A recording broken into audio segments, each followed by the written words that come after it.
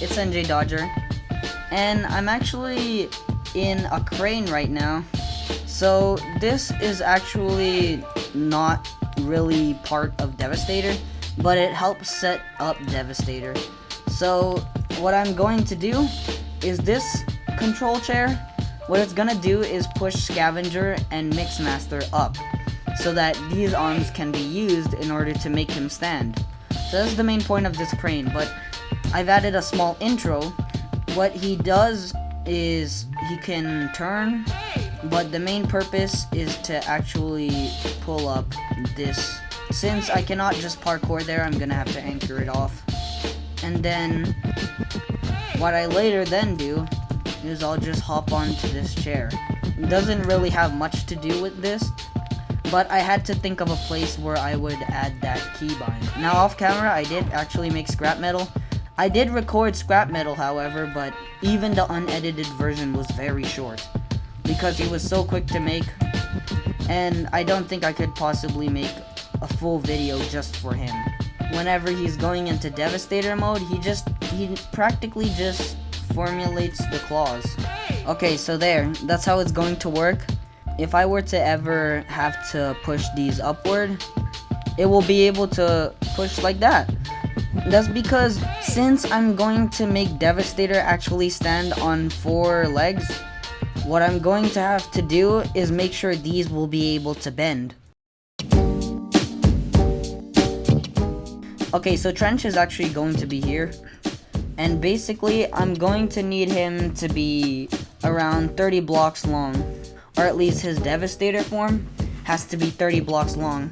The main reason why I need it to be 30 blocks long is because since Hightower and Scrapmetal are 30 blocks long in their Devastator form, I'm gonna need that to be the same length of Scrapper. So I'll just get to building and I'll be back once I'm done.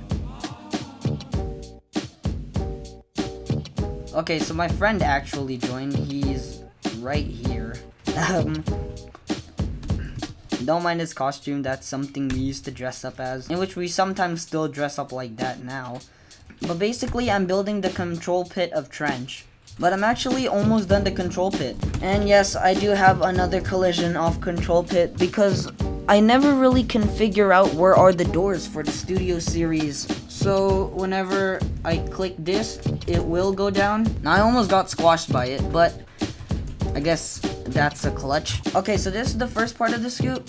I'm not too sure how to do this. However, I may be able to use Scrapmetal to my advantage, but I don't think it's big enough.